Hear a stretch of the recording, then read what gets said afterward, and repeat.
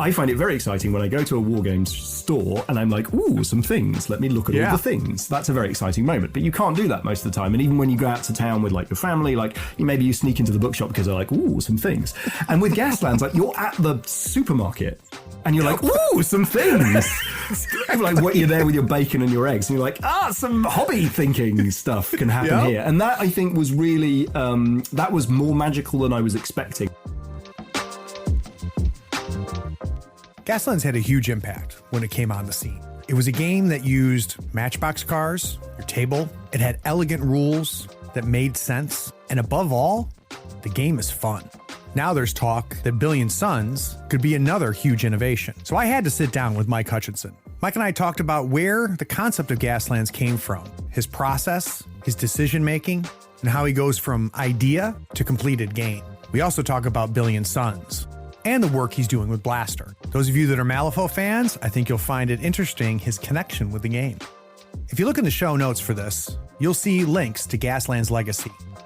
In this episode, we talk about it, but since recording it, it has come out. I also want to give a quick shout out to two of our newest patrons, Ryan Sell and Kyle B. We had a great time, so sit back, relax, and enjoy my time with Mike. Third Floor Wars delivers interviews, insights, and discussions about everything hitting the tabletop. Rulebooks, plastic models, dice, and cards in hand. Let the gaming begin. Tabletop games let you escape and unleash grand battles and regale epic tales of adventure with your friends. If you love gaming and learning from players, designers, experts, and creators, you are in the right place. Pull up a chair. Craig and Ray welcome you to the Third Floor and the Tabletop Talk Podcast.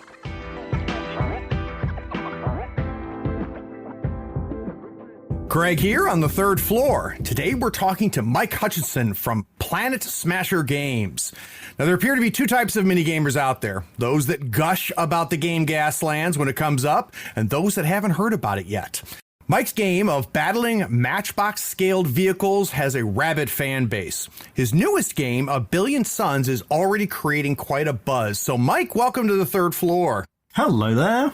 So, you unfortunately have to tell a story that I'm sure you have told many a time, which is at some point, Mike had no idea you could roll dice and push models around a table and say pew pew. So I'd be curious, what was the day before and what was the day after? So how did you first just find out there's such thing as tabletop gaming? I'll be honest with you, it runs extremely deep and early. So my dad was he was the youngest of three, and he was a big board game player even when he was a kid back in, I guess, in the sort of 60s. And so he brought from his parents' house a collection of Waddington board games when we were super small. And in there was a copy of Battle of Little Bighorn, which I think is a Waddington game. I could be wrong about that. I haven't checked for a while. And in it, you get a bunch of cowboys and Indians, and it's essentially like a little sort of squares mini war game where Custer's in the middle, and you've got to defend you got to do his last stand, and one player takes the Native Americans and one person takes the General Custer's guys. And I suppose that, I must have been playing that when I was 5 or 6. So that's Get out of here. Yeah, and it's like, roll a dice, get a 5 to eliminate an infantryman or something. Maybe 4s to kill infantry and 5s to kill. Anyway, so that's where it begins. It begins very, very deep and early with, and I still one little part of me wants to sort of recreate that board game myself for, buy some of the most glorious Foundry minis, paint them up to the best of my ability, and recreate that for my daughters so that they have that same experience. But so that's where it began. So that's an interesting concept for a game because we kind of know how the story ends. But was there times when Custard would win? Well, isn't that the charm of all historical gaming? That's true. Yeah. Oddly, actually, it didn't lead to a long-term passion in historical gaming. I think my second jumping off point was a copy of Hero Quest. I think was the earliest thing beyond that. And at that point, I didn't know about Games Workshop and sort of that side of the hobby, like the deeper side of the hobby. But that thing was an appropriate gift for a 9-year-old or a 10-year-old. So I guess I got that one Christmas and fell into that and never came out again. Yeah, it's amazing. I think there's a certain stable of games that are often end up being referenced as kind of that's when I got hooked, and Hero Quest is a very common one that you hear. Have you gone back and played it? No, I went back and found my box, and it is mostly there, complete with like hilarious initial miniature painting attempts where skeletons are painted with like Airfix enamel paints, so they aren't ever getting repainted. No, I haven't played the game. We talked in my tabletop simulator group recently about maybe going back and having a nostalgic crack at it. But no, I have no idea whether it's any good still. I can't imagine it's terrible.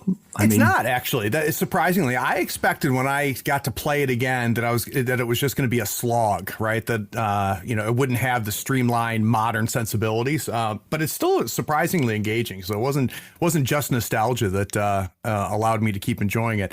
So you jump from being 5 years old, playing around with really your first exposure to roll some dice and a rule set and things like that. Hero Quest sets the hook. What happens after that, Mike? What happens after Hero Quest? And if you look back, old man Mike looks back and says, this was the time where I knew it was going to be more than, just a fleeting interest. Was there something happened later that No, it was all just a continuous snowballing, unavoidable black hole. Because after Battle of Little Bighorn, I got into Airfix kits when I was about 7 or 8, and something burned very, very brightly into my early memories is the utter frustration of realizing that I had completed my incredible modern fighter, but I'd stuck the little canopy on before sticking in the little crew member in his seat. And of course you're using polystyrene cement, so you're not getting that canopy back off. And the red mist descended, and I recall to this day stamping that Airfix kit to death, realizing that it wasn't perfect and therefore it didn't need to exist. That's funny. Well, it couldn't fly anywhere. It didn't have a pilot. Well, exactly. Well, I poured hours and hours into that, and you want to do a good job. And for me, one of the joys of the hobby is that crafting and that model making and doing the thing that's the best that you can. I'm pleased to say I don't think I've ever destroyed anything else in a fit of rage. That was clearly an early learning experience, learning to manage my emotions when it came to failed hobby projects.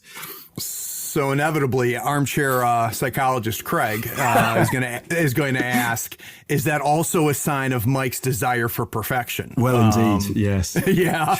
Yes, indeed. And so I think from a combination of my dad's love of my dad's kind of sharing of his passion for playing board games every weekend, and my growing love of sticking my fingers together. When I discovered Hero Quest, when I discovered the Games Workshop that was around the corner from my grandparents' house in the UK, I guess I picked up there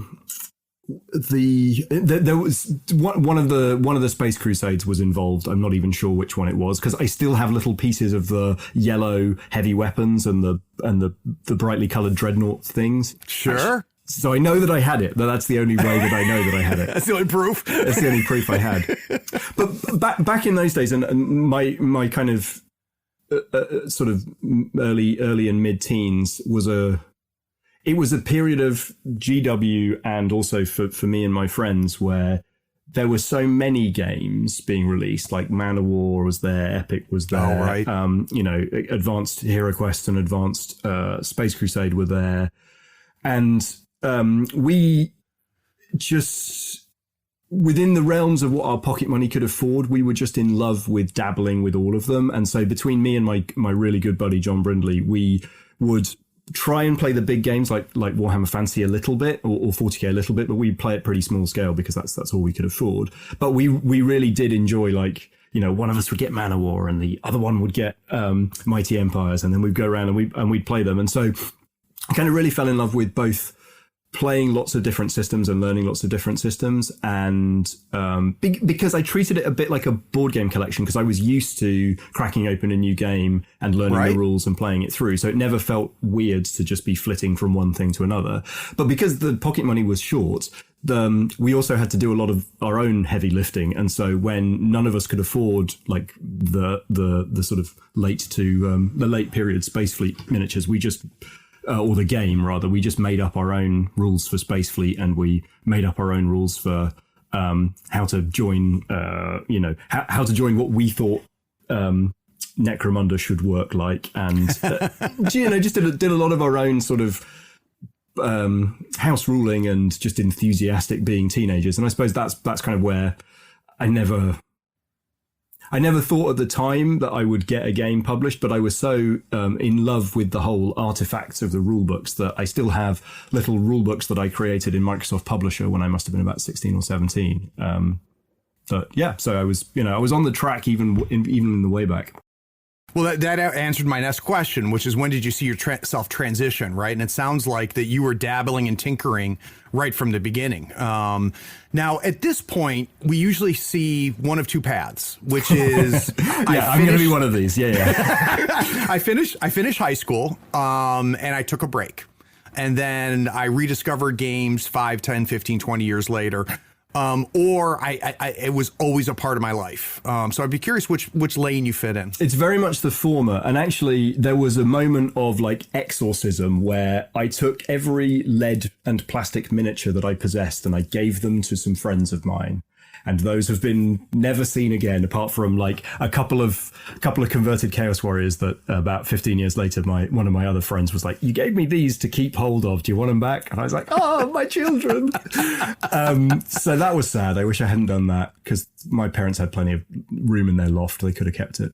But it was a moment of like, okay, this was part of my childhood, and I'm going to move on, and I'm going to learn how to play the bass guitar and try and attract women. And so. That's what I did. And then I got married, and then we started playing some board games, and I tumbled very gently back into wargaming through miniature painting. So we're playing a lot of board games. I was kind of getting into it, started painting some figures, thought, oh, you know what? I never ever managed to finish a painted army. So I bought a 6mm goblin army because I was like, I bet you I can finish that. And then I finished it and it was complete, and I laid it out in front of me. And obviously it was absolutely tiddly, but the sense of satisfaction from seeing this little 6mm goblin army, I was like, okay, I'm done. We're doomed. And into the rabbit hole I fell again. That was about 10 or 12 years ago. So so you finish your goblin army. You've reignited, right? A childhood passion. You're now an adult. God forbid you have less constraints on the pocketbook as you did as a kid, and you're able to enjoy it at a different level. When does the designer come back to life? So we hear the player come back to life. When does the designer go, I can do better, or I want to try something new? It was a combination of factors, but one of the key factors was the way that I fell most heavily into playing miniature gaming was I found a gang of guys. There's a wargaming club in Canterbury, which is where I do a lot of my playtesting and stuff. And so I started hanging out there, and some of the guys were also doing a separate, smaller session on a Saturday morning, and it happened to be like 4 doors down from where I was living in a scout hut, 4 doors down from where I was living. So I was like, well, this is just mana from heaven. I will definitely do this. This is an instruction. And so what we ended up doing is there was normally 5 or 6 of us. And so we would get out and we had a whole hall to ourselves. So we would get a really large, maybe 10 or 12 by 4 table. And then we would put out all of the miniatures that we owned, broadly speaking. And we'd play sort of 10 to 12,000 point aside Warhammer Fantasy Battle games with 3 of us on each side. And we had to invent some, and the game sort of does want you to play like that in a way, like it's excited that you want to play that way, but the magic system kind of breaks down and the victory conditions aren't always amazing and the games can take quite a long time. So I guess from trying to fix the magic dice system to trying to come up with new ways to make a multiplayer version of Fantasy Battle work more excitingly, during those Saturday mornings to, inventing kind of campaign systems to, because we had a lot of time and we enjoyed it. So I guess that's where like a lot of it came from, was it started to be clear that I was really excited about writing. I wrote 20 different scenarios for Fantasy Battle during that period. I know exactly it was 20 because I created a D20 table. And I guess as we got to the point where the old world was being destroyed by GW and we were sort of entering the M times, that coincided with some particularly frustrating experiences with Fantasy Battle, where we'd spent a long time figuring out specific combats because it wasn't clear when somebody declared a challenge where they were going to move to in the front rank. And there was all this faff and fiddling. And I realized that we probably should have been playing a different game because we had just buckets of models and we just wanted sweeping movements of troops. And I guess at that moment, I thought, you know what, I bet you I could write a game that's not better, but is better at doing what we're trying to do here. And so better fit. Yeah. And so I dived into, if I was going to write a fantasy rank and flank game, what would it be like? And I have a low tolerance for complexity. So I wanted something that was a lot more generic and faster play. And so I started working on that and I thought, this is it. This is going to be my thing. And I'm going to, everyone's going to play it. And and so that kind of reignited that brought together the fact that I was already sort of designing with a sort of an urgency where I was like, well, if you're going to publish a fantasy game, it's got to be the moment when Fantasy Battle disappears and everyone's looking for the next thing. So that kind of created a sense of, maybe a false sense of urgency, but at least I started to think, well, if I can get this thing finished and I can start taking it out to publishers, like this is the moment where somebody might consider it. And I did find a couple of people who did consider it, but just got a lot of rejections and that thing never got published. So what was so what was your reaction at that point? Was there frustration? Was there doubt? Or was it just like, you know what? I'm not done. I'm going to do something else. Well, the best rejection I got was from Offspray, and Phil Smith at Offspray was kind enough to send me a polite email explaining why.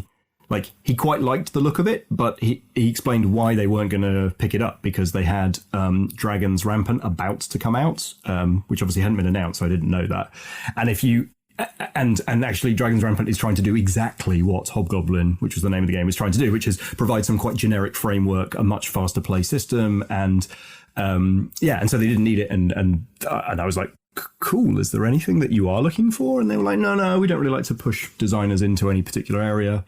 But because I'd been writing all these games and pushing myself to finish things, I had put up on my own website a few PDFs of different games that were in various states of completion. And one of them was a thing called Gaslands : Highway, because Gaslands was already like a Necromunda skirmish game ripoff that I'd written. And so Gaslands Highway, he flipped through and went, hey, this is kind of interesting. I was thinking about maybe doing a car game. You'd have to make it a bit longer though, because it's only 8 pages. And I was like, no, it's fine. I can write more pages. Don't worry. And then sort of explain to him how, I'm, very, very keen on writing small prototype games and firing them out into space but yeah. So I convinced him that I was a serious game designer and not just an 8-page hack, which of course nobody had any evidence of, including myself. So it was very decent of him to trust me on that one. Oh, that's very cool. So it was via that rejection that actually kind of gave birth to you getting published in Good. And of course, we've got all kinds of stuff to talk about with Gaslands itself, which we'll do after the break. So the Insider Insight series allows me to talk to developers, designers, artists, writers, and industry insiders about their creative process and how they approach their work. Now, today, I hope to find out the origins of Gaslands, which we've already kind of hinted at, and of course, the new game, Billion Suns. We're going to dig into Mike's design process, his philosophy and approach, and I also want to hear about his Blaster anthology that he's been publishing with one of the friends of the show, Ash Barker. So we're going to take a quick break, and when we come back, we're going to talk Gaslands.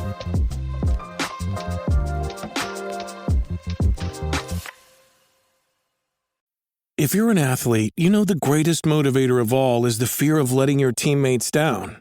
After all, a team is only as good as its weakest link. So you owe it to those wearing the same jersey as you to be your best every time you step on the field. That's why there's no vape in team. When you vape, you can expose your lungs to toxic chemicals that can damage your lungs. If you're a step behind, the team's a step behind. Brought to you by The Real Cost and the FDA. Hi, I'm Keith Suderman, and I'm a patron of Third Floor Wars. You'll never mistake me for a competitive player, but I really enjoy the analysis and the advice I get from Tabletop Talk. You should be a patron too. Head on over to patreon.com and search for Third Floor Wars, or just click the link in the show notes below.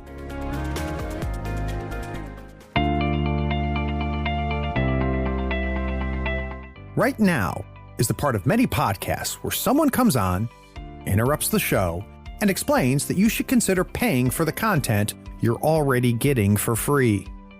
They'll go on and explain that by giving $1 or more a month, you not only support the show, but you allow the show to grow and improve. Here on the Third Floor, we commit to not interrupting your episode of Tabletop Talk with such a plea. We pledge not to run a spot asking you to go to patreon.com and give $1 or more a month. Even if there's a link in this show's description, and there is, we won't ask you to click it and become a patron. We won't spend time yammering about the benefits like early access to episodes, getting those episodes without ad breaks, or even getting a chance to play in one of Craig's RPG sessions. Anyway, enjoy this episode. We needed to clarify that we wouldn't do this type of solicitation.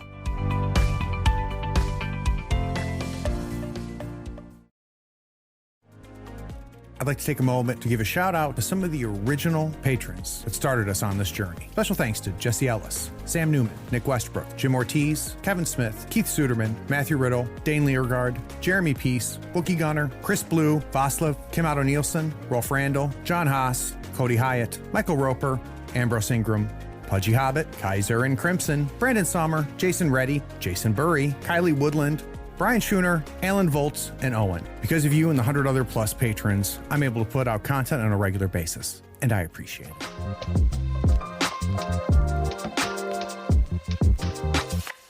So you had this 8-page concept, maybe is the way to put it, or, I mean, was the 8 pages playable?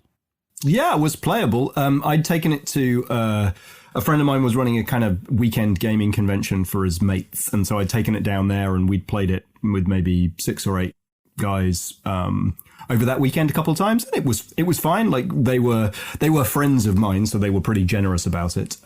But yeah, no, it was playable.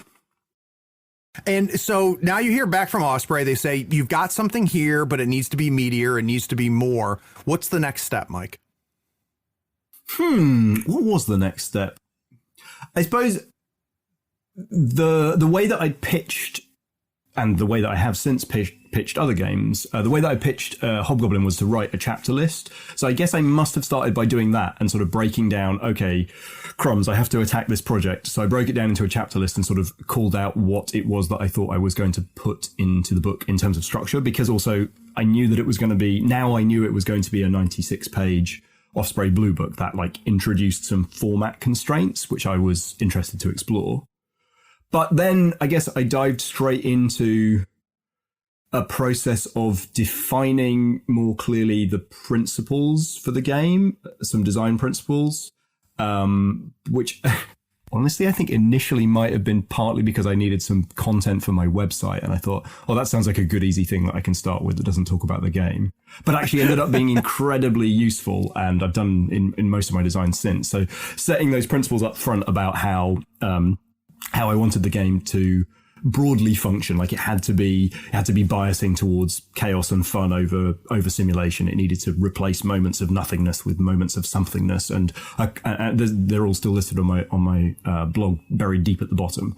And then I started thinking a lot about where the mechanics of the game needed to be, like where all the crumminess was, and where I thought some of the fun that needed to be tapped into. And I actually quite early on, it might not be fashionable to bring him up anymore, but what's his name? Louis C.K. So I was watching a documentary about a guy speaking to a bunch of stand-up comedians and about their process and about the way that they develop amazing shows. And there was this really interesting bit where Louis C.K. said what he does when he plans a show is he writes a bunch of jokes and then he makes the last joke absolutely the best that he can make it so that he can definitely finish on that joke and he can walk out and everyone's like, this is the greatest comedian I've ever seen. So he hones and hones and hones that final joke. And then he moves it to the front of the show. Oh, jeez. And now he's got another last joke, and now he has to make that the absolute show ending, like, and then he just keeps doing that, and he moves that one to the front, and he moves, and I kind of caught on that idea of being like, amazing. Okay, so this is a driving game, so the driving has to be the best that I can make it. Okay, so we've made the driving really fun. Okay, but the turn sequence doesn't work very well. Okay, so we have to make the turn sequence really well. Okay, the shooting is rubbish. Okay, so let's make the shooting, and like, I just kept going through this way of going like, everything's fine, it's okay in the 8-page, but like, what needs to be amazing, and then iterating through and every time everything was like one level, I was like, okay, great, let's make something spike up and make it better. Now that's better, everything else has to come up to that level. So yeah, conceptually at least, that's how I was sort of thinking about attacking it. So that's interesting. So it sounds like you almost put, I'm trying to think of the right word for it, because this is very interesting to me. It's not constraints and it's not mantras, but I mean, it's just goals, right? It's just like, this is how I want it to look and feel, right? So not I want it to use 6-sided dice, not that I want, there to be simultaneous actions and things like that. Nothing mechanical at all. You just say, this is the look and feel that I'm going for. And it sounds like that not only gives you some goals, but it also sets some guardrails in the process. Is that accurate? Yes, you've actually reminded me of something I'd completely forgotten about, which is actually what happened almost the day that I got the notice from Offspray that they were thinking about picking the game up. I took all of the games and the books and the DVDs and of the things that were relevant to Gaslands, and I put them all out on my dining room table, and I took a photo of them, like a sort of physical, what's the word, mood board. And so there was a copy of, there was a copy of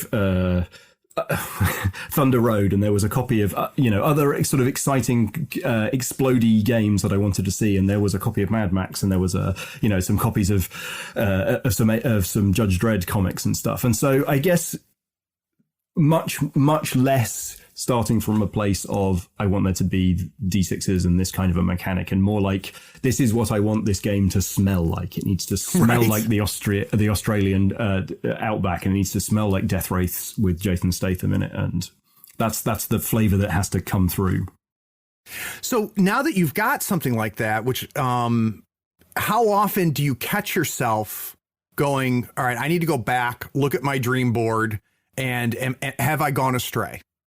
I suppose this is where having phenomenal collaborators comes in. So I have two really challenging collaborators, and I mean that in the most positive way. My good old buddy, John, who was the guy that we used to buy Man of War and Mighty Empires and so on. And one of my more recent good buddies, Glenn, who I now spend a lot of time making videos and talking about games with as well. He runs a company called Man of Kent Games, and he started putting out his own games as well. And they're both really challenging, but for different reasons. So John will not let something be a narrative violation, and will not accept something being less cool than it could potentially be. So even really early doors, when we were talking about cars driving around and pulling wheelies in the desert and blowing each other up, he was like, that's fine, but it's kind of not good enough. Like, what if we mix this with Formula One racing, and there are teams and there's like purposes to the things? And I was like, oh yeah. And then we started talking about, well, maybe there's like war rigs that are dragging the teams from one city to another. And like, there's just, yeah. And so he's very much like, why is this not cooler? You're not trying hard enough. And then Glenn is the other side of the coin, where he's like, well, this game, I can just bend this out of shape, or like, these are a set of options that I can solve for. Like, you've given me not enough, this is too obvious. Or just like these mechanics, when I interact in this way. There was one point genuinely, this is in Hobgoblin actually, not in Gaslands, but there was one point where I had simplified the way that rank and flank units pivot, because I was like, pivoting is faffy, let's do this. And he found some exploit in the way that I had simplified the things, where he could teleport like 60 inches by like doing something weird, by like reforming. And then I was like, oh God, you're so annoying. But it means that, when you release a game, there are significantly fewer people who go, oh, right, so I can just use geometry to bend space in your game. Right. So that's neat. So you've got a neat, like friend critic that handles the mechanics, that knows how to break games, knows how to solve games, which is that's got to be an immense resource for you. And then you have somebody who keeps you honest from a narrative standpoint and whatnot. So I'd be curious. You've already told me kind of a situation mechanically where you got called out. Was there any point in the iterations of Gaslands that you remember?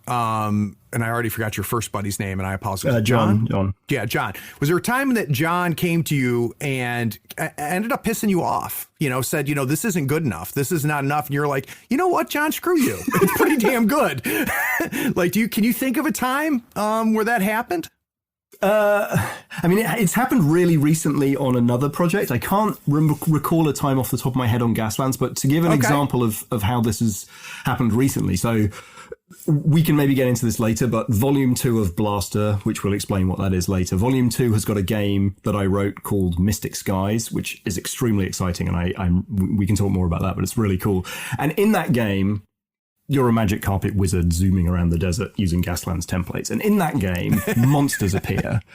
And in my head, the monsters that spawn are like a kind of wandering monster table from Dungeons and Dragons. The game is sort of ripped off Magic Carpet from Bullfrog, the computer game from the 90s. And in that, lots of monsters appear and so on. And this was one moment where I was like, you roll on a table and some monsters appear. And I chose some quite generic names for the monsters. If you roll a 1, some beasts appear, and if you roll a 2, some archers appear, and if you roll a 6, a monstrous beast appears, in order to mean that, like, didn't matter what miniatures you had, you could use whatever cool miniatures that roughly fit that. And I had a very protracted and frustrating discussion with him, because he was like, well, like, who wants to put a bunch of dogs on the table? Like, that's rubbish. Can't they just be like, start with dragons and it gets cooler from there? It's like, this is your game. Like, you take the last joke, make it the first joke. Yeah. Like, make the monsters the first thing that happens and make everything else cool in the monster. And I was like, well, as the game designer, like, the role of the game designer is to make a game that functions for players and to make sure that it all hangs together from like the vision of what the game is supposed to be and what it's supposed to smell like. And I felt like the access to the game would be really damaged by this decision. And although it might theoretically be cooler, it means that I have to have 12 dragon models, and that's unachievable from a player point of view. So, like, although it's not necessarily the coolest thing in the world to have a little group of piggies or doggies as your lowest thing, like, there's lots of fun models. That's a hobby challenge. I probably have them already. Maybe there's an excuse to finish a unit that I had for some other game that I didn't got. So there's always a tension, and the same is true on the mechanical side with Glenn, where he'd be like, there's a way of doing this that is more crunchy or more mechanically satisfying, or maybe provides more emergent options. But I have to sort of make a call on and say, yeah, but it only makes sense to somebody who thinks that, like, Clue, the board game, is, like, something that you win every time, or you're an absolute idiot, because he's a logical computer, and in many cases I have to know what the game is doing before I can bring some elements to John or Glenn, because they will punch holes in it and I won't know whether those are the right holes or the wrong holes. Yeah. Well, it's neat that you've got, two angels on two different shoulders that are constantly whispering in your ear from two completely different perspectives. So that's fascinating. So I'd be curious, because I'm a huge fan of Gaslands. In fact, I have introduced at least 5 people to miniature gaming through Gaslands. Wow, awesome. Which is cool. And these are people that had no interest in Guild Ball, no interest in 40K when I played 40K, but I bust out some Matchbox cars. And they're like, okay, this is cool. And something that I think that we're going to probably learn a little bit more about is that, it's very easy to explain the game. But that doesn't mean that it doesn't have the core decision making that I require. Right. Because if I love a game, I need it to be simple. But I need my decisions to matter, and Gaslands does that. Plus, it feels cool too. But so there's a lot of smoke that you can I've blown up there for you. How's that smell? Why thank you, sir. But no, I really appreciate it. I would be curious though. I mean, I know what the finished product looked like, right? Because I've consumed it. If I were to go back to that 8-page document, how many how far back could I go? So what are things that I would see in that 8-page document that through all of these iterations with Glenn and John yelling in one ear and yelling in the other ear, did anything survive, or did it become a different game? Mechanically, if you look back through the very, very early versions of it, shadows of everything are there, but almost nothing is the same. So the templates that we used in the first playtest, honestly, were just X-Wing templates. Sure, because that's what we had. That's what we had to hand. So everything was 45 and 90 rather than degrees of 30. The skid dice sort of existed, but it was much more of a negative punishment mechanic where, you know, when you tried to go too fast or turn too quickly, you had to make checks to see whether you were going to skid. And so there's a couple of weirdnesses around the language of skid dice, which if I had my time again, I would maybe tidy up, but that come from, like, one of the things that people mistake sometimes is that they see that spin result and they go, well, that must be a bad thing. And then after about a game and a half, they go, oh, it's not a bad thing. It's sometimes a bad thing, but it's very rarely a bad thing. And that sort of surprises people, which means it's probably the wrong name for it. Combat was just the system from, Thunder Road, so you had to roll a 4 to hit a light vehicle, a 5 to hit a medium vehicle, and a 6 to hit a heavy vehicle. There was a tire mechanic that was ripped off the Formula One Waddington board game, so that was one of those moments where having collaborators, where I had three dials on the front of every car. There was what speed are you going, how much hull have you got, and what's your current tire level. And at some point pretty early on, I think it was John said, there's 3 numbers here. Why? Can't there just be 2? And I was like, there definitely probably can be 2. Although it re-emerged actually as hazard tokens. So that third economy did still survive. It just mutated. Yeah. So there was a lot of like stubs of things that hadn't yet been explored. And certainly like some of the big kind of pieces about the depth of the game, like the sponsors, the audience vote mechanics, you know, the scenarios, like none of that was there. That's all paprika that got sprinkled on later. So it's, you know, and we've kind of talked about it a little bit, Mike, where, you know, you build a little bit here, you boost up this aspect of the game, you boost up another aspect of the game. It sounds like a little bit, you know, you replace the robot, and at the end it's a completely new robot with all new parts. It's not the same robot that you started with. One thing that I hear a lot when I talk to designers, though, is what was taken away that made the game. So a common thing I hear is, you know, we're going, and sometimes it happens right before the very end where there was just something that was always bugging them. And then once they cut it away, once they dropped something, then it all gelled. It all just clicked. Was there something in Gaslands that was like that? That's something that had persisted for many iterations that you just woke up one morning and said, you know what? I'm going to try it without this. And all of a sudden you were like, holy crap, it's twice as good now. Yes. So there's a section in one of my Ringman game design notebooks from this sort of mid to late development period on Gaslands, and there is page after page of angry ballpoint scrawling of me trying to figure out why the skid dice system doesn't work. There was something, I can't remember exactly what was wrong with it, but it was broadly speaking that the more skid dice I rolled, the worse, like the more likely I got bad results, because there were these like uncancelable hazard results that the more dice you rolled, the worse you were. And I was like, there was something mathematically broken with the skid dice system. And I was scratching around trying to get different ways and turning the numbers left and right and making, okay, maybe a performance car is a handling 1, maybe handling is a thing that you roll under, like just trying to fix all of these different ideas to the wall to see what would happen. And I think there was just a moment that I wrote, what if you have to resolve all of the dice? And boom, something magical happened, because at that point it became this push your luck system and this sort of like bidding against yourself. And honestly, that element, which feels so obvious and central to the game now, was really late on in the development. And it was simply just because the numbers didn't add up on the handling stat. Isn't that something? Very, very interesting. So now you've unleashed it. The game is out there. It's published. People start picking it up. Was it a slow burn, or was was it grabbed up pretty quickly? So were you disappointed with the adoption level of the game, or did it surprise you? I had no expectations, so I had nothing to be disappointed about, I guess is the first thing. I'd also spent a long time building the community around the game in open public beta, so I knew that about 300 people were going to buy the book, so I felt okay about that, because we had about 350 people on the forum, and, you know, of those, maybe 50 people were posting occasionally, and, you know, 20 of them were pretty active. And well, let's stop right there then, Mike. How did that get built? Right, because that's a huge stable. So how did that happen? Crumbs. I'm not certain how I.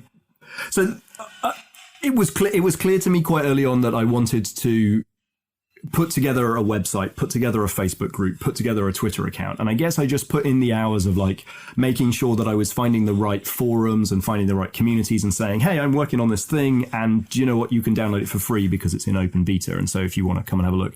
And I guess people had a look, and maybe, you know, the beginnings of the kind of organic Gaslands thing happened, which is they thought it was kind of cool and they showed it to one person. And so we got, you know, another person on the site, another person on the forum. But so, yeah, I think the fact that it was attached to the word Offspray Wargame. So it was like, it was going to be legitimate, and it was vaguely visible, and then it was free and open, and you could come and have a look and play, I think was enough to drag in an early small snowball of people. But I think also just putting in the work to just keep telling people about it. And I guess actually I did a lot of, it seems so weird to say this now, I did a lot of going to gaming conventions and setting the game up and showing people. What are those again? Yeah. But that had to be encouraging for you though, Mike. To have an unreleased game, you're putting out beta rules that are changing and iterating over time, yet you're building a community around that. I would imagine that gave you some inclination that this, you know, there's a market. I mean, I guess so, but again, I had no benchmarks. I didn't know what else. Like, one of the reasons that I ran an open beta was I was involved tangentially in the Malifaux open beta for second edition. Like, there was a few people who were really involved at my club, and so we kind of got all the stuff as it was coming out and did a bunch of playtesting and things. And I don't know how many people were in that community. I'm guessing, maybe 1,000 or multiple thousands, and that's a small to medium game anyway. So I guess I thought, like, well, I'm way down the end of that. Like, I feel great about 350 people. That feels like the beginning of a really strong community, and I think I can build this. I think I can do something with this. And so to answer your original question, it was from there still quite a slow build. So it wasn't day one of Gaslands like poof, everybody exploded. But it was a new Offspray book, so it was visible and people picked it up. And what I liked was the first few months were really quite a steady growth of traffic to the website, new members in the Facebook group, and what the way that I was showing that back to Offspray was I was taking screenshots of those analytics and going, look at this slow and steady growth. This is going to be incredible. Like, this isn't one and done. We're building a long thing here. I have no idea if that was true. And you may not know this, Mike, but primarily, I would say at least a third, if not more, closer to half of my content is Malifaux related. And I kind of buried the lead a little bit because you were a fan of the game and played it pretty competitively, if I understand correctly. Yes, not super successfully. Although I did win a painting competition once, so there is that. So when I was getting back into, I guess around this time when I was, playing these massive games of fantasy, and I was dabbling with other games and picking things up and having a look around, the miniatures for Malifaux caught my eye. I think I saw, I'm not going to remember his name right now, the little chap with the tentacle face who's holding an eyeball in metal. Yeah, Corpulus? Coppelius, yes, exactly. Yes. And I saw that miniature and I was like, my goodness, look at his little flashy tails suit and his little eyeball. I want to paint that miniature.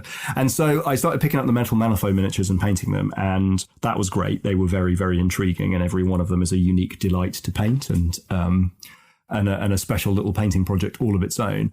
But the game was really eye-opening because in many quite, at least for me, from the games that I was aware of and had played, for me, in lots of really meaningful ways, it pushed the technology of skirmish games forward. And there was the obvious parts, like the card system. But then there was the really non-obvious parts, like the way that the tournament scene developed this pool mechanic where you often took 100 soulstones of models, and because of the way that the game setup was written, you didn't know until the very last moment what the other person, like what you wanted to bring to you didn't even know which of the schemes you were going to choose from. Right. And so you could look there, you could look at the terrain, you could look at your opponent's pool, you could look at the scheme pool, and you could make a bunch of really interesting at the table decisions about what your game plan was going to be. And that, I think, was why I fell head over heels in love with the competitive scene, because although all of that was beautiful when you were playing it at home, like the crunch of doing that in a competitive environment, like with a bunch of people, that scene in the UK was actually, it was filled with a lot of really, really awesome gamers who were all of a similar mindset. So we were enjoying the crunchy play, but it wasn't a very hectic or heavy scene. It wasn't a super aggressive scene. And yeah, I just found that pushed what was possible for skirmish games in my mind forward a lot, and I kind of fell head over heels in love with that. Yeah, it's a good game. Obviously, it's how this podcast started, was talking about Malifaux. We still do. And if you have not looked at 3rd edition, they made some interesting advancements with 3rd edition as well, but you might be a little bit busy. So the other thing that I'm always curious about, so we understand, Gaslands is out there. Was there anything, once it was unleashed, once it started getting played by more than 300 people, was there anything that came back as far as videos that you saw, reviews that you saw, comments that you read that surprised you? Was there something that once it was fully out there in the public that either disappointed you or surprised you? Or was everything you were hearing what you expected? No, I mean, everything was new and completely unexpected. And I had, I don't know. It's a super interesting question. I'm not sure, because a few things happened. One was clearly that the hobby aspect exploded in a way that I hadn't really clocked. And I think the one thing I hadn't realized was Mattel already have an incredibly addictive loop that they provide with the way that they distribute their Hot Wheels cars. And I accidentally hooked into that loop. And so, which I didn't know existed till I started playing Gaslands. Well, but go ahead. and one thing that was really obvious was that I find it very exciting when I go to a War Games store and I'm like, ooh, some things. Let me look at all the things. That's a very exciting moment. But you can't do that most of the time. And even when you go out to town with like your family, like maybe you sneak into the bookshop because they're like, ooh, some things. And with Gaslands, like you're at the supermarket. And you're like, ooh, some things. Like, you're there with your bacon and your eggs, and you're like, some hobby thinking stuff can happen here. And that, I think, was really that was more magical than I was expecting. And the way that the community still reacts to that, with the sort of the fact that they can go snooping and hunting all over the place, I think is really, that surprised me. And I realized only months into the game being released that there was something quite addictive and sticky about that. And then I guess the other thing was I realized that crumbs, if people like the game, I'm going to have to put more content out for it, because I don't have a miniatures line. So how am I going to keep people interested? And that, I suppose, led to releasing free downloads, which led to having more download numbers to show Osprey and say, look, people would be paying you money for this stuff if you had put it in a book. So then we put it in a book. Very, very cool. Was there any point... Was it always Matchbox cars, or was there ever a point, Mike, that you were tempted, or Osprey was tempted to make miniatures for this game? No, absolutely not. So the game itself, like, I didn't think of the Matchbox thing. That was Phil Smith at Osprey. So when he saw the game, he said, I've always thought about doing a car game, and I think it would be really cool to do with toy cars. And I was like, bling, you're a genius. Let's do this immediately. But I had been playing this game in a different scale. I had written it for Drop Zone Commander Resistance buggies. No kidding. Because I played a lot of the Game Boy game Micro Machines when I was a kid. I had a lot of Micro Machines, but I was deeply in love with that video game. And so when I started working on Gaslands, like, that's just what came out of my brain, was like, Micro Machines on a breakfast table, amazing. And so we were playing it in sort of 10 mil or whatever that is. And it hadn't even occurred to me that you would play it with toy cars. But isn't that funny? That's so wow. Now, and we're going to talk about Billion Suns in a little bit, but Billion Suns does not have miniatures, right? It's also a sourced game as well, where people can bring their miniatures. Is that something that I mean, it's part of what people love about your games, right? But is it now what Mike does, or is there a day where you could imagine you having miniatures attached to one of your games? I'm trying to get a sense of whether it's a mantra for you or not, or a signature.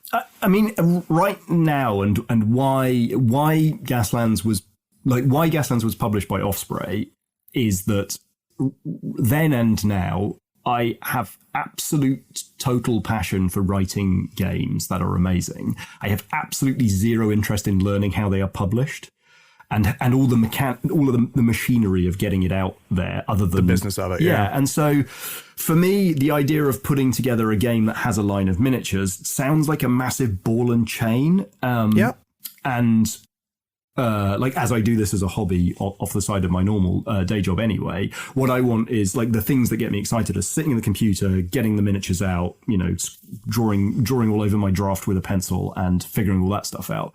And so I think unless I change significantly in my approach and I either retire into starting a business that decides to make miniatures, or I work in more of like I go and write games for other people who've got a miniatures line. I can't really imagine. I think so. It's not really a mantra, but it is just the way that I approach the hobby. Is I've always collected a bunch of grab bag of figures, and even those games that I talked about, when I was a teenager writing those. Like, there's a game that I have in my ring-bound notebook from that time, which is called Warfare, and it's a generic system for any miniatures from any period, and it has a tech level system, which I think I stole from Traveller.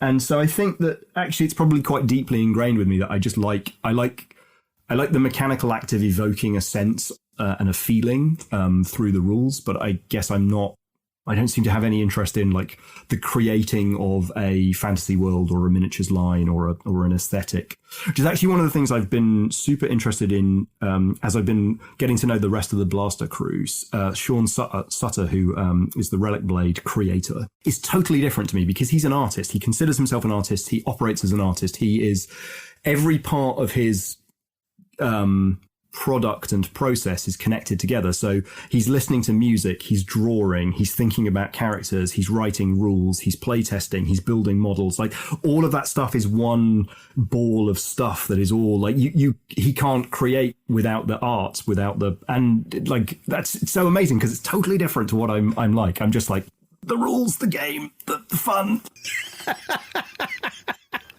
Yeah. Oh, that's cool. That's cool. So, like I mentioned, we're gonna break into Billion Suns. And what I would like to know is there more for Gaslands, or are we now making a transition? It's super interesting. So there is more for Gaslands quite imminently. So oh wow. So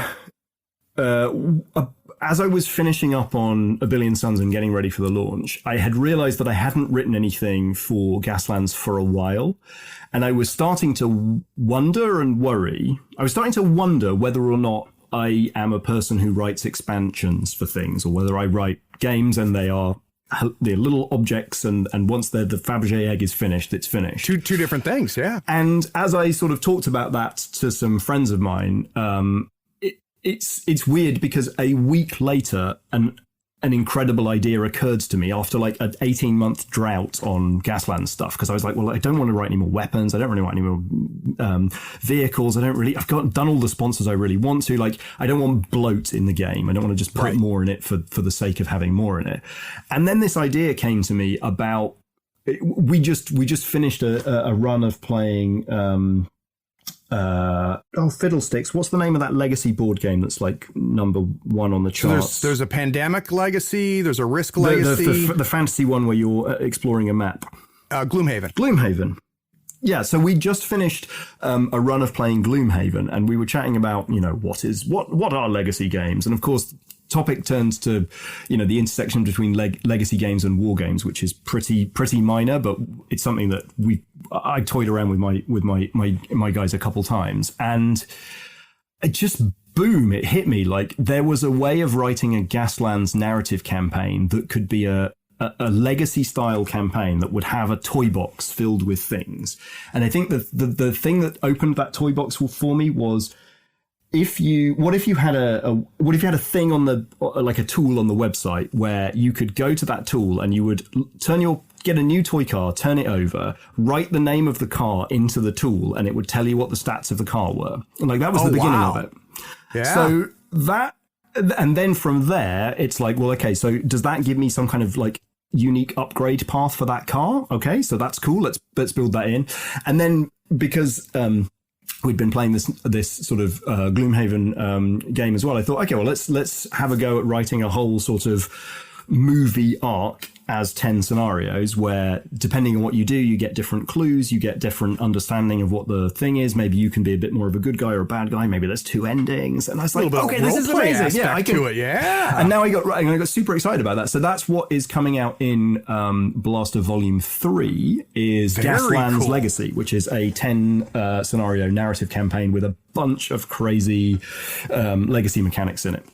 So, Mike, when you play Gloomhaven or you play any other game, does Mike just play the games, or is Mike the designer in there going, ooh, this is interesting. That was an interesting choice that the designer made there, and I'm going to dissect this. Are you able to turn it off and just play Gloomhaven? It depends on the game. So if I had a good time, normally I don't in the moment. And if I start to get bored or irritated by the game, then analytical like playtest mic switches on and I can no longer engage with the game in a pure fun based way. So for example, I was feeling absolutely knackered last week and I messaged the guys and was like, actually, I'm going to drop out of gaming. I don't have the energy for it. And then they started chatting and they were like, oh, we're going to play Seven Wonders because none of us have played that. Can anybody explain it to us? And I was like, Seven Wonders? I can explain that. I'll play that any day of the week. And I'm never going to be analytic. And I wasn't analytical about Seven Wonders because just like, it's a good game. Yeah, and it's not perfect, but it flies past in 15 minutes and it's absolutely glorious.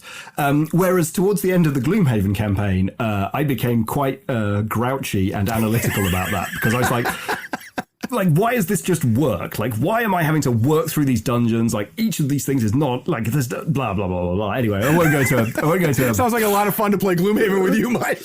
Well, it was. Yeah, it's also like it's one of those games where you start it on the off chance that you're going to fall in love with it, and then you realize that maybe to get the most out of it, you have to dedicate a large portion of your year to it, and because the actual experience of playing each dungeon is not as wonderful as I would like it to be for me, I was like, I want to stop doing this now.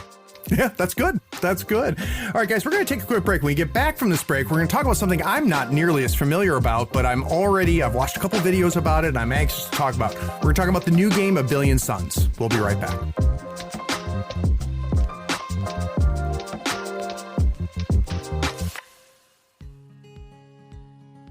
Howdy friends, Craig here. You deserve a new playmat. Here on the 3rd floor, we use Mats by Mars. They are scratch resistant, waterproof, wet erase marker compatible, almost free of glare and lighter than neoprene. Mats by Mars gives you over 40 designs to choose from. You pick a mat, pick a design, and then you pick an overlay, like one for Marvel Crisis Protocol, Star Wars Legion, or even Malifaux 3rd Edition. Those overlays will really speed up your deployment and make the placement of objective markers so easy. Use our promotion code in the show notes to get a 10% discount on your first order. In the notes of your order, you can even request the 3rd floor logo on your mat for free. That makes the best mat in the business even a little better. So get some new mats, save yourself some money, and help support the show. Go to matsbymars.com. All the details are in the show notes, including the discount code.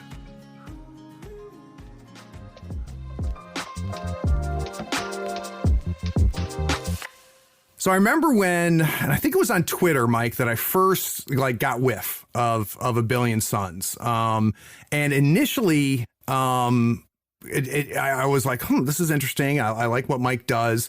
And then there's certain gamers that are out there in the community that I'm friends with, that I've connected with through the podcast. A lot of them are either current or past Malifaux players. And they're people who, for me, I watch them because if they find something cool, that's a qualifier for me. I know that if James likes this game, that it's worth me spending some time and look at. And it was through that I first discovered about Billion Suns. So let's I'm sure the listeners aren't nearly as familiar with it as they are with Gaslands. So very briefly, what is the 2 or 3 sentences that would help them understand what Billion Suns is? Yeah, so Billion Suns is a spaceship game. It's a game of interstellar fleet battles. So it's not a dogfighting game. It's a big capital ships game. But it's not a capital ships game like most others. So it's not a naval game set in space. It's an attempt to make the most science fiction-y game I can possibly make. And so what you'll find is a slightly mad game where there are multiple tables. You don't start with any ships in play. There are a bunch of different objectives that we call contracts, and you need to look at the contracts and start jumping in from your jump gates the ships that you need to complete those contracts. And as soon as you start jumping in ships, your opponents, because it plays up to 4 people, can start jumping in ships to answer what you've just deployed. And so the game is a science fiction kind of, it's almost like a real-time strategy game in the way it unfolds. And so, and it's a spaceship combat game, and you will be blowing each other up in space, but you'll also be trying to protect the little utility ships that have got to go and rescue the people, and bringing out different recon ships to go and find things. And of course, then you've got to protect those recon ships with other ships. And now there's other, bombers coming out to take out the mid-level stuff that's supposed to be protecting those things. And so there's a real combined arms flavor to the game, but it's emergent from what you place on the table, not necessarily. There's no force organization chart that you have to follow that tells you it's a combined arms game. It's all emergent. Yeah, and I'll tell you right now, my Malifaux listeners there's going to be aspects to Billion Suns that you are going to immediately graft onto, because there's things I see in Billion Suns that I love about Malifaux. And a lot of that is the reactive nature of it. And it's not just everybody runs to the middle of the table and just starts shooting each other. There's some very interesting complexities to it. But before we kind of launch into, some of the mechanics and functioning of it, where did Billion Suns start? Like, at what point does Mike wake up one morning and say, you know what, I think I want to make a sci-fi spaceship game? Or where were the seeds? So I'm always writing games, and they normally start as a couple of pages in the notebook because I've been inspired by a movie, or I've been playing a video game or something, and I want to see, or maybe I've bought a new miniature or something and I want to see that on the table. And I'd been messing around with I think I've been messing around with Armada. I think that's where it came from. I'd either been watching the new Star Wars films or I'd been messing around with Armada. And I'd been thinking about Man of War, because I'd been playing that for the first time in a while with some friends. And so I started drawing these little cards for Star Destroyers that had it was basically like a Star Destroyer Man of War sort of thing, where it had hit locations. And I started tinkering around with that and thinking about what a spaceship game might look like. And then I guess it must have been walking out of The Last Jedi. I was just like, oh my goodness, I really want to do a spaceship game. And hang on, quick double check. Yes, Osprey doesn't have a spaceship game. Let's see whether Osprey wants a spaceship game, because oh my goodness, I really want to make a spaceship game now. And and Phil at Osprey had also just walked out of The Last Jedi and was like, I want a spaceship game. Let's do a spaceship game. So something good came of that movie. There you go. Sorry, I had to throw that in there. That's all right. I don't think these are. I don't think these shots fired at this point. No, that chamber emptied a long time ago. Yeah, exactly. So that's interesting.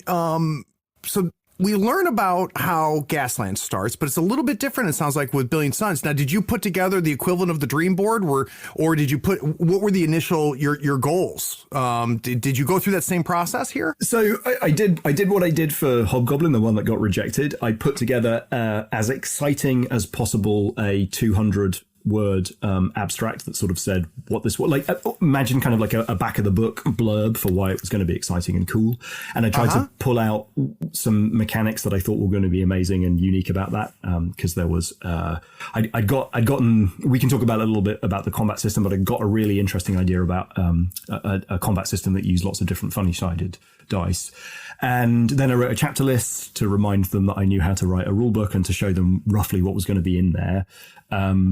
And then I attached the sort of playtest rules that I'd written that I think were about, again, about 6 pages at that point. Yeah, and there was enough ideas in there and enough trust from Gaslands, obviously, for Phil to be like, okay, let's do this thing. Because he gets a lot of submissions from lots of places, and so he had a small pile of sort of spaceship games that hadn't excited him, but I managed to tick enough boxes. Did Phil tell you what it was that put you to the top of the stack? No, he didn't actually. We'll have to get Phil on the show and find out. Yeah, you should do. You should definitely talk to him. He's a super interesting guy. All right. So what's next then? So you put that in front of Phil and you say, hey, Phil, here's what I'm thinking, right? Here's 200 words that gives you kind of the look and feel. Here's 6 pages to kind of give you the bones of this. What's the next step? Where does it start to mature? So the first thing that happened was a massive sinking sensation that this was going to be my difficult second album, and I had everything to prove, and this was going to show that it was all a fluke. And everybody's going to say, yeah, but he did make Gaslands, so that was good. Yeah, exactly. So there was that, and I guess quite early on, for the first few months, I still had no idea whether this was a mass battle game, whether this was a sort of skirmish with capital fleets. I didn't really know what it looked and felt like. I had a couple of really clear images. One of them was the Battle of Clendathu from the Starship Troopers movie. Oh, wow. Okay. There's a really chaotic space battle where just tons of ships are sort of really closely packed together, and then the bugs start shooting plasma from the planets, and as they start taking out some of the ships, all the ships start crashing into each other. It's a massive disaster and total chaos. And I knew that was what I wanted my spaceship game to feel like, and not what watching a game of Battlefleet Gothic is like. Right. Not that I dislike Battlefleet Gothic, it's a really cool game and there's lots of interesting things, but Battlefleet Gothic already does it and lots of other games already do it. And so what I wanted was, oddly actually, one of the really influential things was, as I was thinking about that chaotic, it starts immediately and it's just it's like a hot start in a movie. It's like boom, you're straight into the action. You've probably played this a few times, but maybe not as much as you would like to. When you flip a Joker in second edition and you deploy blind, when I have played blind deployment in Malifaux, amazing stories immediately happen. It's not a fair game because somebody will just pop out and your dude will just snip someone's head off and you're like, well, that wasn't fair. But what blind deployment taught me is what happens if there's no deployment zones and stuff is just blam everywhere. And there was a randomness to that, which made it, I don't know, a little bit spicy. But so what I wanted to do initially was what if we start with that idea and taking that kind of chaotic space battle and saying, let's throw away deployment zones. Let's start in the middle of turn 2. Let's get rid of all of that dum-de-dum-de-dum-de-dum moving forward turn 1 rubbish. And that's that drove a lot of the early decisions and the early attempts to make something unique. Well, and it gives it a real cinematic feel, right? When you watch a movie, you don't cut to the movie and you see everybody line their ships up and then everybody makes their first moves. It's the ships jump in and everything starts firing and going. So that's interesting. And narratively, although it's all made up, obviously, it seems to me it's interesting because there's hard military science fiction where ships do know about each other squillions of light years away and they plod towards each other and everything is known and sort of plans are made and it's very difficult to show them. And that doesn't, to me, feel like an exciting tabletop experience. Whereas in Star Wars, in Rogue One, they're about to leave the planet and then boom, Star Destroyer turns up and splat, everyone's bouncing off the hull. And that's what needs to happen. That's exciting. Instantaneous, that's a really science fiction-y thing that doesn't happen when two armies in the Dark Ages, slowly march towards each other and know that they're going to have to amass on 2 hills. And so deployment zones makes a ton of sense when you're talking about Black Powder games or Dark Ages games, but if you can warp in and you've got jump technology and stuff, let's do more with it. Yeah, and so those listening, that's what happens in Billion Suns. You literally place templates down, and that's where your ships come out of, and it's a you go, I go, and you're reacting as you go, right? Yeah, that's right. So the top of every turn, there's no deployment phase in setup of the game. And the top of every turn, after you've assigned your command tokens, which are basically a kind of battle board resource that you can use to tweak your turn later, anything that you've put in jump in, then in the jump in stage, you spend your command tokens and jump in to sort of trade deployments, and you can deploy jump points and you can start deploying battle groups. But because you don't have to pre-plan any of your decisions, what I decide to do, you can then react to, and you can not deploy something, you can deploy it somewhere else, or you can bring in a bigger group or bring in a. So it's interesting because when you initially choose where to put your command tokens on the board, you have to look the other guy in the eye and try and figure out where he's going to deploy what she's going to bring in. And if you haven't got enough tokens stashed there because you thought you were going to get a job done and you've pushed them all into the tactical area, which is where you can make your ships faster and your guns better, then you could get out deployed. But that's, I guess, where another element comes in, which is when you deploy ships, you essentially spend your victory points. So the army points and the victory points are the same resource. Oh, I don't think I realized that. Okay. So you start with 0 credits, and on turn 1, you almost certainly go into deficit. So you're on like negative 15 credits because you brought in some battle groups of ships. And the objectives on the table, the contracts, will throw revenue back at you. They will throw credits back at you. And so by completing the missions throughout the game, you're going to then push yourself back in, hopefully back into credit. But what that means is you've essentially got infinite reinforcements, and the game tells you can deploy anything you like, but then asks you, should you? Which creates a really interesting decision making, I would imagine, especially late game, right? Yeah, right. Because you can dig yourself out of a difficult tactical situation by deploying more things, but that might make your strategic situation worse because you just put yourself more in a hole. But if you bet heavy enough, maybe you can clear out a whole area and actually just grab a bunch of objectives that, rather than just half winning, you could maybe totally grab. And so maybe the risk is worth the reward. But then as soon as you commit that big ship, if you've got any jump tokens left, you're like, okay, I'm going to see you and raise you. And that creates a really interesting dynamic where players can bet light and they can bring in a little bit and they can capture a little bit and they can get out squeaky clean, but in positive credits. Or, you can bet heavy and just be like, well, I'm going to put auxiliary fire arcs everywhere, and anywhere you try and go, I'm going to have lasers pointed at you. So yeah, it's interesting because what I've ended up creating is a game that it's impossible to net list because there's no such thing, because everything is that decision at the table, and that decision can happen in turn 2 and in turn 3. So let's talk, and we're not going to go in depth on this, Mike, but I do want to get a feel for it. What excites you about the combat system?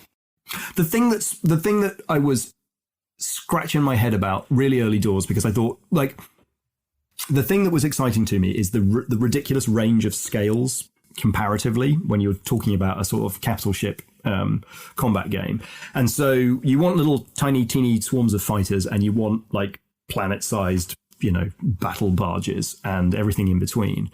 And the weapons that are mounted on the A-wing, like, what do they do to a battle barge? Except, of course, when you fly them into the bridge. And like the ridiculously, the kilometer long rail guns that, take 6 hours to warm up but can destroy moons. Like, how on earth do they hit a fighter? But if they ever happen to, it's going to be squished. And so that's what I was wondering about. How do you manage that in a combat system? And what I came up with very early doors, and it's survived almost unchanged from from the beginning of the design process to the end, with one change, which was I flipped the direction in which the numbers go, because it made shield saves work better. So I drew a spread of numbers from 1 to 12, and then I coloured in the numbers in little sort of ranges for different ship classes. So I said, okay, well, let's say a fighter is like 1 and 2, and let's say a battleship is like from 6 to 12. And so then you've got this really interesting relationship between the number of sides on a dice and the percentage chance of hitting, where it's easier to hit a big ship with a D12 and it's harder to hit a little ship with a D12. But like when you damage that ship, because D12s in this game do more damage, like if you do manage to hit like Splurge, it's going to totally destroy it. So I ended up with a system where the dice that you roll directly impacts like what target you should point it at, because a D6 is really hard to hit. Sorry, I'm not explaining this very well because it's Saturday afternoon and the caffeine just ran out. No, it makes sense though, right? So the lower or smaller the die is, the better chance you have of hitting that 1 or 2 for the smaller ship. But the bigger the die is, the more likelihood you're reducing the likelihood you have of getting the small ship. Am I capturing that right? Yeah. So if we look at a fighter that's got a rubbishy little pew pew laser which rolls D6s, and they only do damage 1 because D6s do 1 damage, D8s do 2 damage, D10s do 3, and D12s do 5. So a D6, if I want to hit another fighter, which after in the final game has a silhouette of 3, I need a 1, 2, or a 3 to hit the fighter. So it's a 50% chance to hit a fighter with another fighter. And if I do hit the fighter, it's going to do 1 damage, and that's a significant to a fighter, but insignificant to a larger thing. If I want to hit a battleship, which has, he goes to his book to double check, I think it's silhouettes 10. I normally have a piece of paper in front of me because I do. In our next segment, we're going to learn the rules. Hey, I know all the rules from all the versions of this game simultaneously. I don't know which one is the last one. You don't know where it ended, right? I was actually right in silhouette 10. So I can roll any number from 1 to 10 on a D6 and hit. So obviously there's only 1 to 6. But there's also a rule called dud, which means if you roll the highest number on any shaped dice, that's a fail. So a 6 is a fail, but I can roll a D6, a 1, a 2, a 3, a 4, a 5. They're all within the hit spread of the battleship. The 6 is a dud. So it's really easy. It's a barn door. Of course I can hit it. But then the shield save system comes in, which is the battleship then picks up the same dice that just hit him and rolls it to try and get under its save. And in the case of a battleship, it has like a shield of 6. So unless it rolls a 6, it's like instant saved as well. Whereas a much smaller ship might have a shield value of 1 or 2. So the relationship between how large the target is, how many sides there are on the dice, and what your shield value is, very constructs into this really like pretty elegant sort of not very many steps to resolve the ridiculous disparity of scales in spaceship games. But at the same time, little pew pew ship has a chance, right? It always has a chance, yeah. Yeah, which is very, very cool. That's interesting. So similar question with Gaslands. Was there a moment in the iterations of Billion Suns that you added or took something away that you think had a big impact on the finished product? Yeah, there's a few. So this game was a little tinker to get right. Okay. And more than Gaslands was? Yeah, Gaslands was a sort of chaotic fun ride where things were fun and we kept making them more fun, and then we were like, you're fun, but could you be funner? Whereas Billion Suns was like a desperate slog through the muddy jungles of deepest Peru. It was like there were quite a few points during the development of this game where it was genuinely unpleasant experiencing a game of Billion Suns. And that's because it had all these high concepts which were brutally difficult to make fun. So the idea of buying in ships, the idea that you can deploy anything that you like, the idea that you're making, all of these things, the idea that you can put anything anywhere, like the scope for exploitation of canny and like crunchy players, and I had a couple in my group, was causing the game to be easy to make not fun. So by playing in a specific way, you could make the game really, really unpleasant for all the other players on the table. And in some respects, you could have said, well, okay, that is some edge cases there, but I'm just gonna have to live with that. Like, but that isn't the way we do things around here. Like the game has to be fun, even if you are kicking it in its ribs, really, really hard. And one of the things that was really obvious to me in a game about, should I spend money to bring a ship in? Am I being checked by the auditors about having spent too much money on ships to get the job done? It seemed really obvious that if you blow up other people's ships, you should probably get some money for that. And if you jump some ships back out again, you should probably get the money back because you took them back to the home base. And so you kind of didn't, you didn't have to lose them. And so both of those ideas felt very intuitively right. And in terms of the actual gameplay, were horribly difficult to make work. So much so that we just pulled them right back out again after a long and arduous process. Because what it turned out was it wasn't obvious, but it ended up with a really, really snowbally winner takes all kind of effect, where if you deployed a lot and you captured the sort of the control, the board power, then not only did you win the objectives, you also eliminated the other ships, which then gave all of theirs. And it was just like zoom. It totally sent the dials spinning off in the wrong direction. So tearing that out, even though it felt like it should be in there, meant that the only thing that mattered was, are you completing your objectives? Are you doing those contracts? And it doesn't matter whether I bet heavy or I bet light, because if I bet heavy in the old system, it was like, I'm giving you a bunch of potential victory points. And the other thing that was really, really ugly about that, and one of the reasons that the game was so unpleasant, was that every time somebody placed a new battle group, the victory point calculation in every player's mind had to be changed. And they were like, oh, okay, so we thought there were 30 points left, but now he's put those, there were actually 42 points. So now can I put this down? And it just became work to figure out what was the right strategy or what was available to you. So that was another reason that came out. There was another big chunk, which is a sort of, I have a white whale, which is, I have several white whales actually, but one of them is making an AI system fun in a war game. And there is quite a fun one in Perilous Tales, which is a game that's still in beta that you can download for free off planetsmashergames.com. But in this game, because I started the development process thinking this was kind of going to feel like a real-time strategy game. It was going to feel like Command and Conquer. It's going to feel like Warcraft. So initially, I wanted you to deploy ships and then sort of tell them what to do, and then they would beetle around just doing their thing, and that essentially you wouldn't get to directly control them. You would get to instruct what their missions were, but they would then beetle program off. And go, right? Yeah, exactly.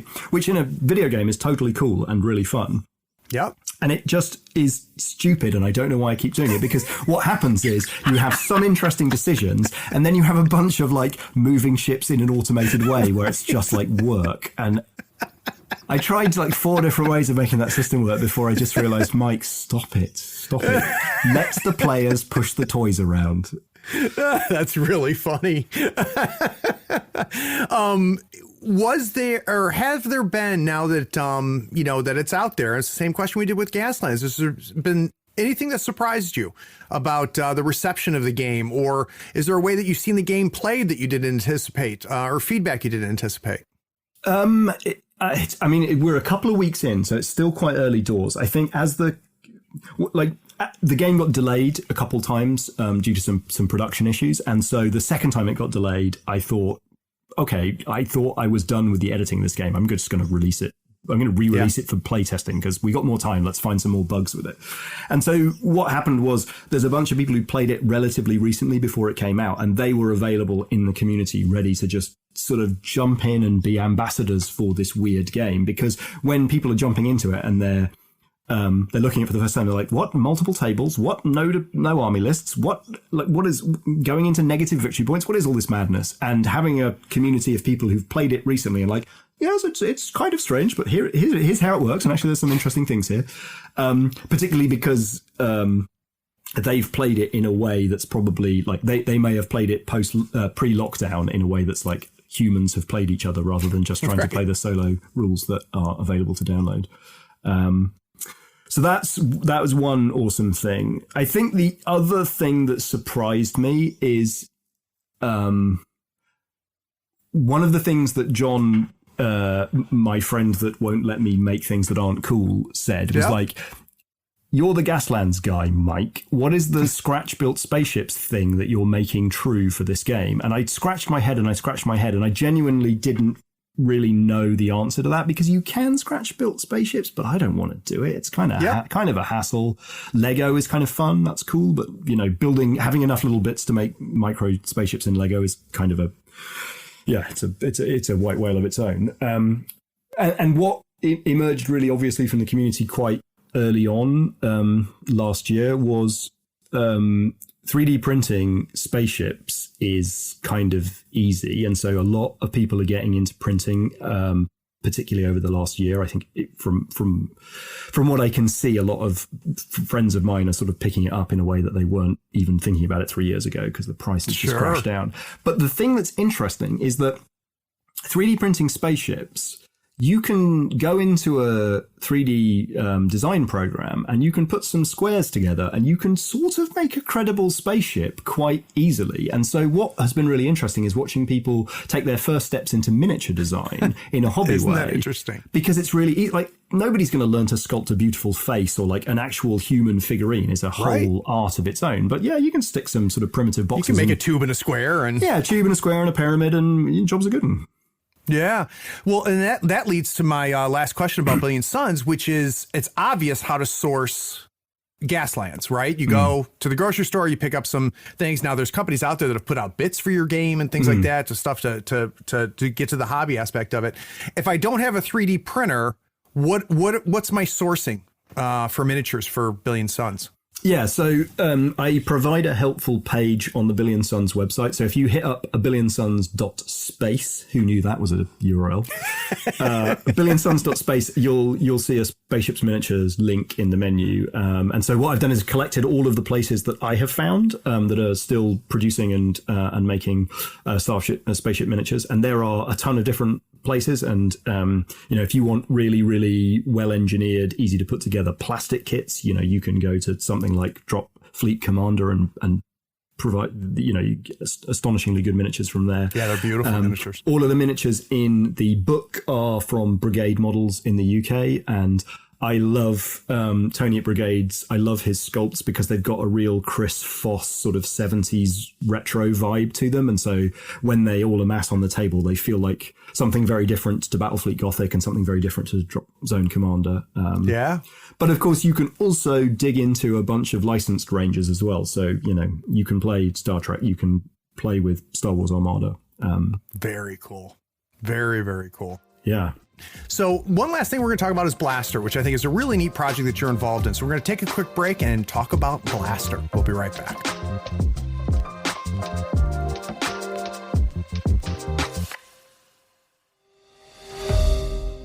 There are so many online retailers. It can be hard to find one that is trustworthy, has great prices, along with some reliable customer service. On the third floor, we love ordering our gaming goodies from Gadzooks Gaming. Their selection of terrain, miniatures, dice, custom decor, and conversion bits are curated for gamers by gamers. You'll find they have what you need and what you didn't know you needed to take your gaming fun to the next level. If you mention Third Floor Wars in the cart notes of your order, you'll also get a free gift. And you'll help support the podcast. Check out gadzooksgaming.com and mention Third Floor Wars on checkout to get that free gift.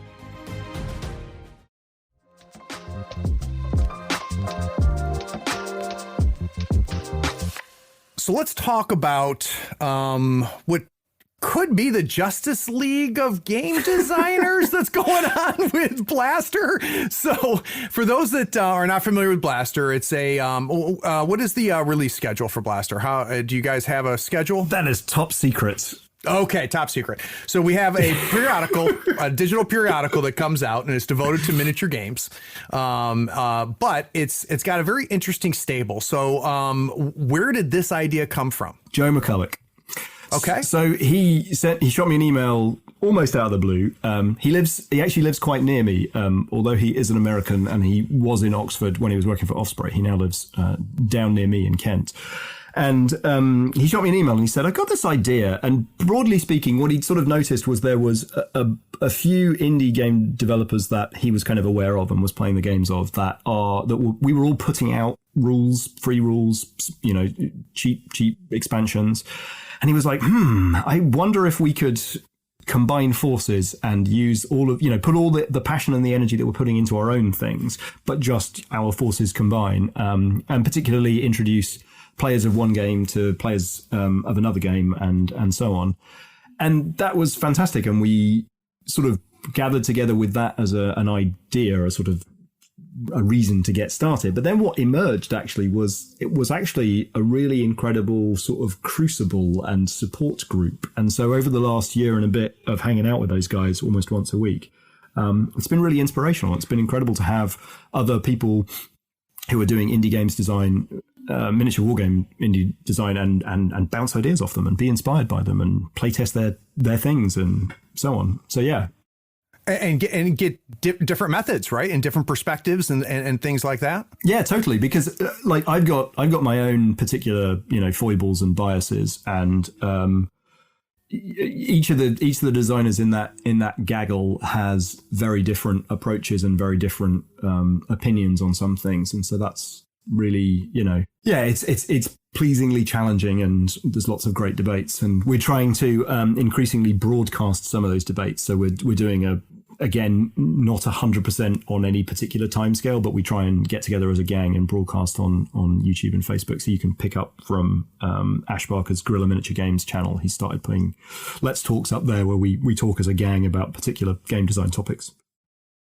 Yeah, it was funny before we went live. It's one thing I talked about, how I just got done a few days ago watching that conversation between you and Ash, and it was very fascinating to hear the two perspectives going through it, and then to have that collected in a magazine format is very interesting.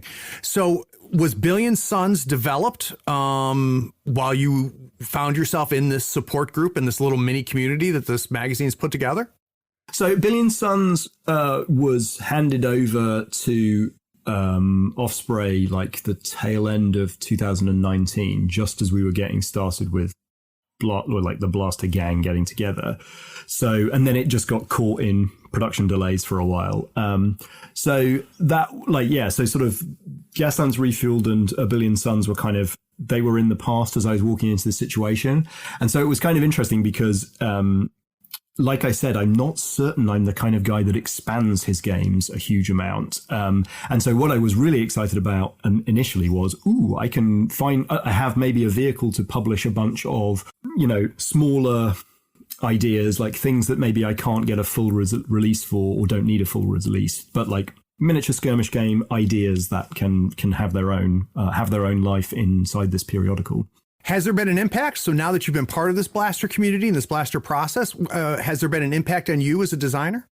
Very practically, yes, because I'm being kind of, cajoled and forced to create content, perhaps, faster than I would have if I was just cajoling myself. Right. But I think also the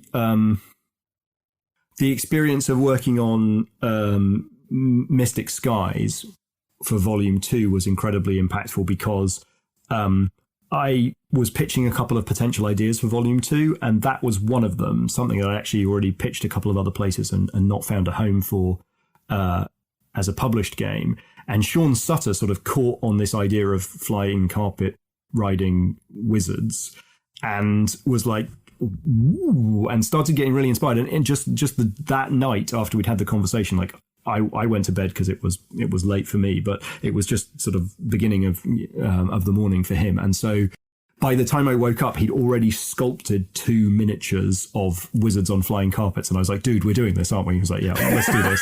And that's really interesting because he works in such a different way that the relationship through the development of Mystic Skies, which was also ludicrously condensed because I only had 3 months to basically write a new tabletop game from soup to nuts.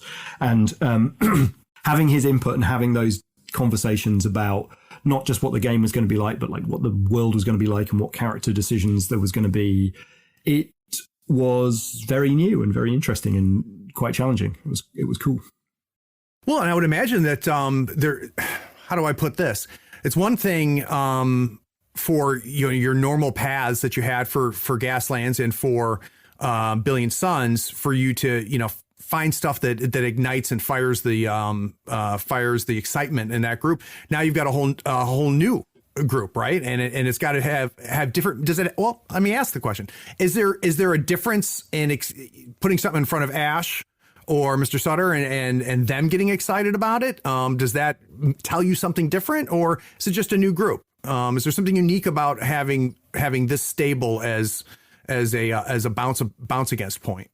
Yeah, there is compared to so Glenn and John have their own particular approaches to the hobby, and someone like Ash, who's played so many games over the last 20 years, like he also has a very different take on things, and Joe McCulloch's sort of take on wargaming is really different to mine in terms of like I was saying, the way that I sort of enjoyed Malifaux was to get crunchier and crunchier and really enjoy the interlocking elements of that. And I don't really play a sort of fluffy war game where it's more like, you might even maybe need a GM and stuff. Like, that's just not how wargaming works for me. Whereas like that is just where Joe McCulloch comes from, and it's really evident in his games design that it's kind of it's sort of like it emerges from Dungeons and Dragons. It doesn't emerge from necessarily like going all the way back. It doesn't emerge from General Custer's stand in Battle of Little Bighorn by Waddington. So that's really interesting, because I will throw out something that feels like almost a truism, and Joe or Ash will just be like, well, I'm going to kind of call BS on that, because I don't mind if that's a bit wobbly, or I have to discuss that at the table. Like, that gives me freedom. And I'm like, well, okay. Now, how about you as being not the designer, but you being part of that audience? How has that been, having designers throw stuff at you? Yeah, that's super exciting. It's sort of like, it's weird because we sort of oscillate within our own group to being like fanboys of each other and then critics of each other. And like that can happen within a 10-minute period. Sure. So, yeah, I mean, it's like sometimes you're just like, oh, I get to sit on this call. This is amazing. And then other times you're like, this activation mechanic is just ridiculous. How do you even think about this? So, yeah. How do we even print your name on the magazine? Yeah, exactly. That's fantastic. And it's obvious that some friendships are being born through this process. And you can see that anytime I see the interactions with you guys online with the videos you put out and, in the conversations you're having, which is very cool. So, Mike, let's put out the obvious plug. So if someone who did not know about Gaslands, someone who did not, who's been piqued their interest in Billion Suns, where do they need to go? So if you are interested in any of my games, you can head over to planetsmashergames.com. Where you'll find links to everything, and you'll find some free beta versions of games that have not yet reached paper releases.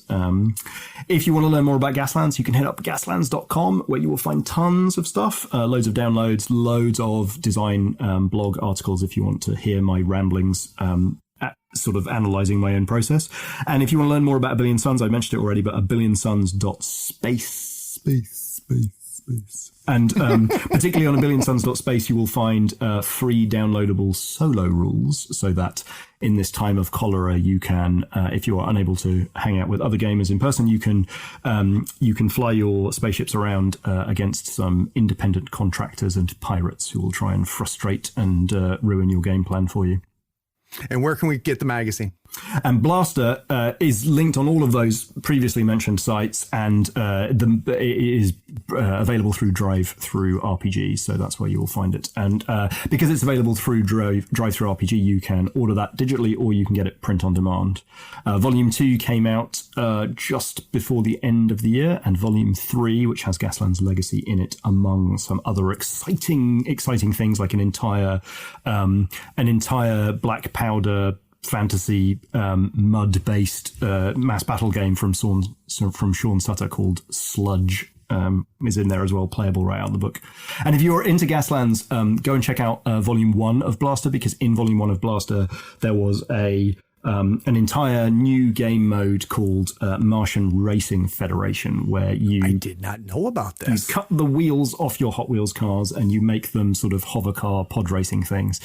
And it's playable. It's actually playable completely out of Volume 1 of Blaster. You don't need Gaslands to play it, but you will need the templates, because what happens is you lay out your templates in this long, crazy road, and all of the cars go exceptionally quickly. And Martian Racing Federation in Blaster Volume 1. Very cool. Well, Mike, all of that stuff is going to be linked in the show notes for those that are listening, want to grab onto that stuff. I appreciate it, my friend. It was really nice to talk to you. Yeah, you too, Craig. Real good. Wonderful. And for those of you that stuck around to the end, thanks for listening. Take care. Hey, did you hear that? You leveled up. You finished another episode of Tabletop Talk from Third Floor Wars. If you want more from the third floor, follow us on Facebook and Twitter. Head on over to our YouTube channel. It is packed with painting tutorials, gaming tips, battle reports, and role-playing actual plays. Did you enjoy this episode? Why don't you send a link to one of your friends so they can enjoy it too? Last but not least, write us a review on your podcatcher of choice. This helps us find listeners almost as cool as you.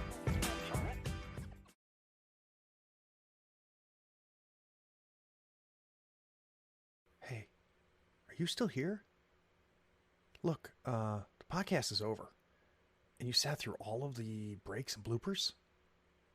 Well, I mean, if you're here, you might as well run over to patreon.com and become a supporter. Don't forget to rate and review this podcast too while you're at it, on whatever platform you're listening to. I do appreciate you sticking around. Take care.